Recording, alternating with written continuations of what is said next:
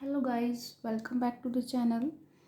So in the last lecture हमने discuss किया था सिंपल क्यूबिक और फेस सेंटर्ड क्यूबिक के बारे में. अगर आपने वो वीडियो नहीं देखी है तो उसका लिंक डिस्क्रिप्शन बॉक्स में गिवन है, आप उसको वहाँ से देख सकते हो. आज हम स्टडी करेंगे अबाउट बीसीसी एंड डायमंड के बारे में. ठीक है. इसमें जो करेक्टरिस्टिक मैं आपको कल समझा रही थी वही हम आगे करेंगे. अब बीसीसी में हमारे पास क्या होता है. बीसीसी में जो एटम्स होते हैं वो बॉडी सेंटर पे और कहाँ पे, कॉर्नर पे प्रेजेंट होता है. ठीक है. जैसे इसकी टू डी रिप्रेजेंटेशन मैं आपको दिखाती हूँ. ऐसे कॉर्नर्स पे प्रेजेंट होगा और एक बॉडी के सेंटर में प्रेजेंट होगा. ठीक है. मतलब बॉडी सेंटर और कॉर्नर्स पे. अगर 3D रिप्रेजेंटेशन आप इसकी चेक करोगे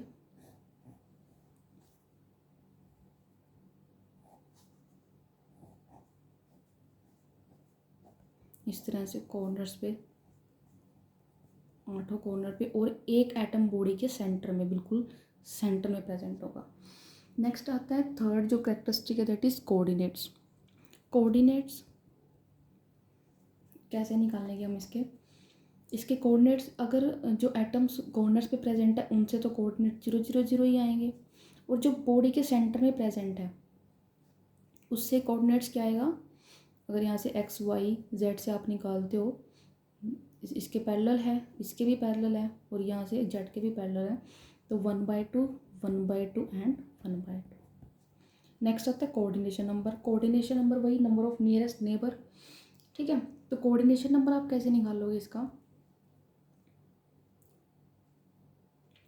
देखो, अब ये जो बॉडी के सेंटर में जो एटम प्रेजेंट है वो कितने एटम से सराउंडिंग है वो तो अब एज्यूम करो आप एक रूम में हो, रूम के सेंटर में जो है, पूरे एक रूम में हो, रूम के सेंटर बिल्कुल सेंटर में एक एटम प्रेजेंट है और बाकी एटम्स जो है सारे 8 कॉर्नर्स पे प्रेजेंट है.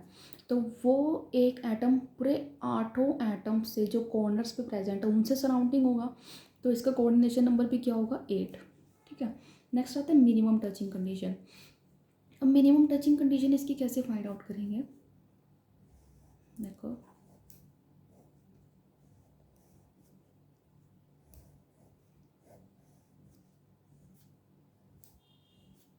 इस तरह से एक यूनिट सेल हमने ड्रॉ किया है.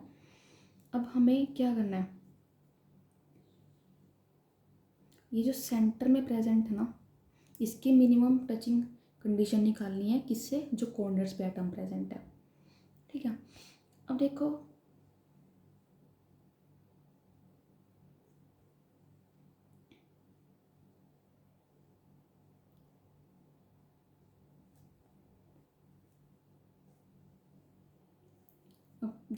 अब इसमें भी हमें क्या करना पड़ेगा, एक डायग्राम ड्रॉ करना पड़ेगा जिससे हम क्या करें, पाइथागोरस लगा सकें. देखो, अब ये एक जाएगा और यहाँ से इसको अगर हम अटैच करें इस तरह से एक ट्रायंगल हम इसमें बनाएंगे, और ये इस ट्रायंगल का नाम लेंगे ए बी और सी. ठीक है. मैं आपको सही से ट्रायंगल दिखा देती हूँ. ये हमने इसमें ट्रायंगल बनाया. ठीक है. जो इस कॉर्नर को उस कॉर्नर से अटैच कर रहा है, और ये वाली एज लेंथ, और इधर से ये जो फेस है इसका फेस डायगोनल. ठीक है. इस फेस डायगोनल से जाता हुआ इस तरह से एक ट्रायंगल हमने ड्रॉ किया है, जिसमें से हम पाइथागोरस लगाएंगे सी बी के ऊपर. C B square is equal to C A square plus A B square. ठीक है. ये पाइथागोरस. अब इसमें इसकी वैल्यू क्या होगी, ये तो एज लेंथ है, इसकी वैल्यू क्या होगी, ए. यहाँ तो आ गया ए स्क्वायर प्लस, और इस ए बी की वैल्यू भी हमें फाइंड आउट करनी पड़ेगी, इस ए बी की वैल्यू. अब ए बी की वैल्यू कैसे फाइंड आउट करोगे, इसका भी नाम ले देते हैं हम डी.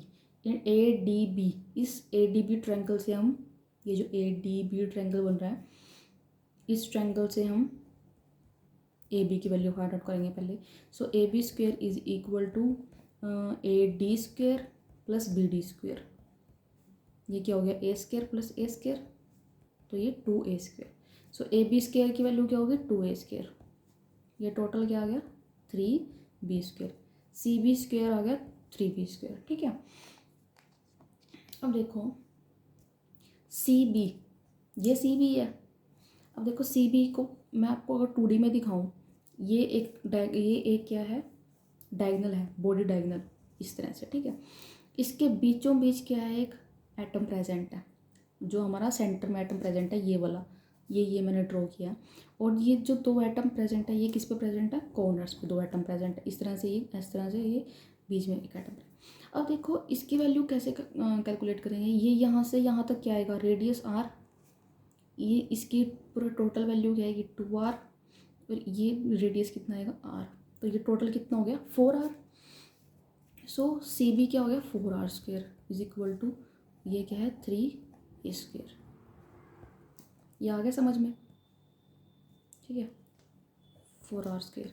अब इसको अगर हम सोल्व करेंगे 16r square is equal to 3a square, 4r is equal to √3a, और इधर से अगर आप इसको पिछले मतलब जैसे हमने FCC में लिखा था ना d is equal to 2r is equal to a/√2, अगर आप इसको वैसे लर्न करना चाहोगे तो इसकी वैल्यू लिखोगे आप 2r is equal to √3/2a। ये मैं आपको ना लास्ट में लर्न करवाऊँगी कि तीनों को कंबाइन लिख के इनकी वैल्यू लर्न कैसे रखनी है आपको। ठीक है, अभी आप सिर्फ समझने में फोकस करो। सो ये वैल्यू इस तरह से d is equal to 2r is equal to √3/2a बनती है। अब एग्ज़ाम में क्वेश्चन कैसे फ्रेम होगा, अब वो आपको सेम मतलब यही डेरिवेशन नहीं प्रोवाइड देंगे करने के लिए। ठीक है, इसमें आप वो ये वैल्यूज़ चेंज कर सकते हैं। ठीक है, जैसे एज लेंथ की वैल्यू दे दी आपको, ए की वैल्यू दे दी, या फिर और इसमें कुछ अलग कंडीशंस लगा के दे सकते हैं। बट ये है कि डेरिवेशन ऐसे ही आपको वो सॉल्व करना है, ऐसे ही डी आर और ए की वैल्यू यहाँ से आप फाइंड आउट कर सकते हो। नेक्स्ट जो 6 आता है, number of atom per unit cell.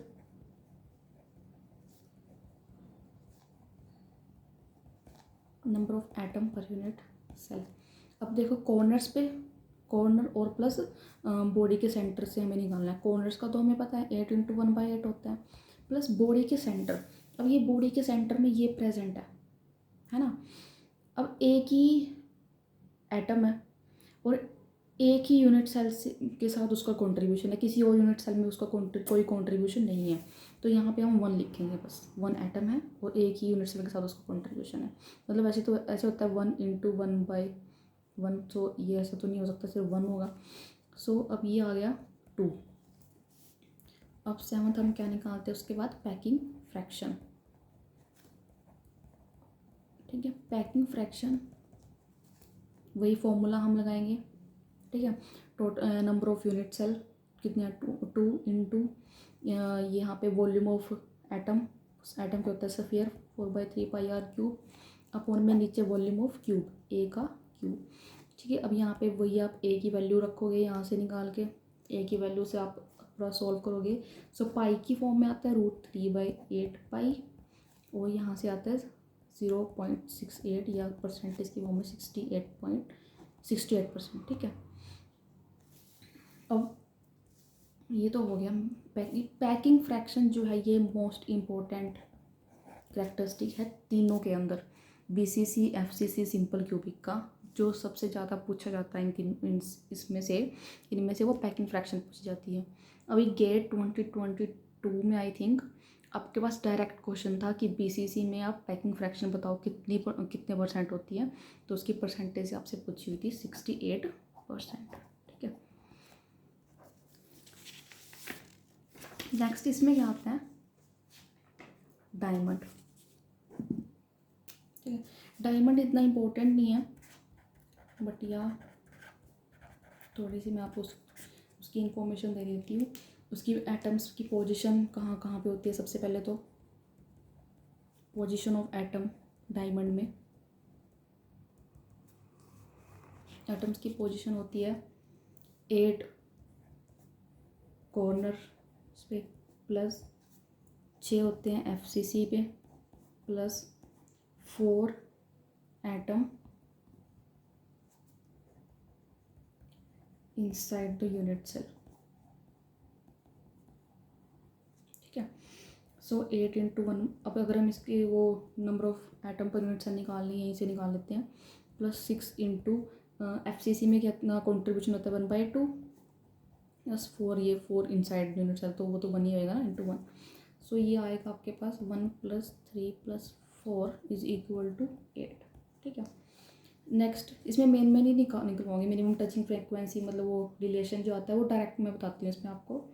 वो आता है आपका D = 2R = A√3/4. ठीक है. नेक्स्ट थर्ड इसमें हम निकालते हैं पैकिंग फ्रैक्शन.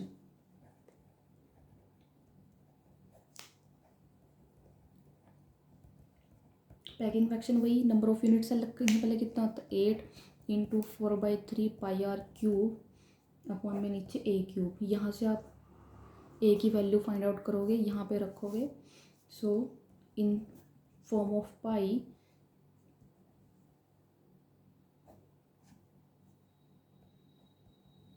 और परसेंटेज की फॉर्म में 34%. ठीक है. इसमें डायमंड में यही जो 2-3 इंपॉर्टेंट पॉइंट्स है ये मैं आपको दिखा दिए.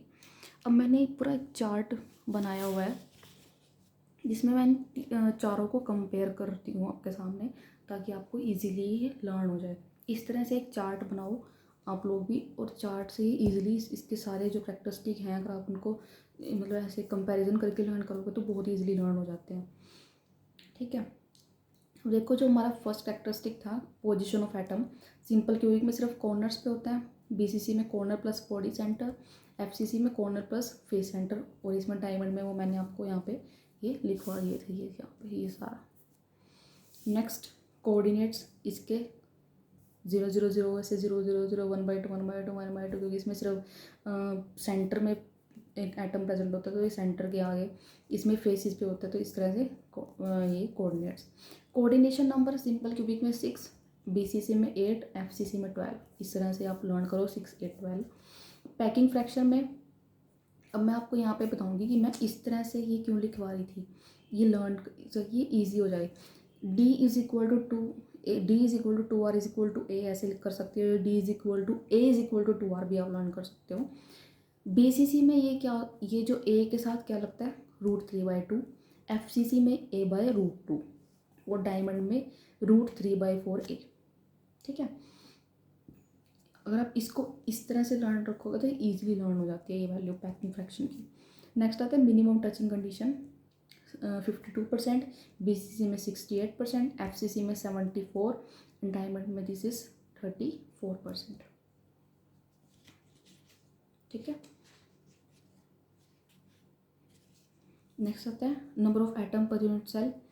ये वही सिंपल क्यूबिक में सिर्फ कॉर्नर्स पे होते हैं तो 8 × 1/8, BCC में 2, FCC में 4 एंड डायमंड में 8. ये मैंने आपको पूरा डिटेल में इसको करके दिखा दिया. सो आज के लिए बस इतना ही. ये जो लास्ट में मैंने चार्ट आपको दिखाया है इस मोस्ट इम्पोर्टेंट फॉर एग्ज़ाम्स. ठीक है. तो इसमें से क्वेश्चन आपके पास आ जाता है, डायरेक्ट क्वेश्चन आ जाता है. सो अब नेक्स्ट हम अपना आगे फर्दर मैं पहले आपको क्वेश्चंस कराऊंगी इनके. ठीक है. नेक्स्ट हम सीखेंगे डेंसिटी कैसे निकालते हैं, और जो भी अपना आगे वॉइड्स वगैरह स्कैटरिंग इफेक्ट्स सब देखेंगे हम. ठीक है. So stay tuned for upcoming videos. As always keep innovating and exploring. Thank you.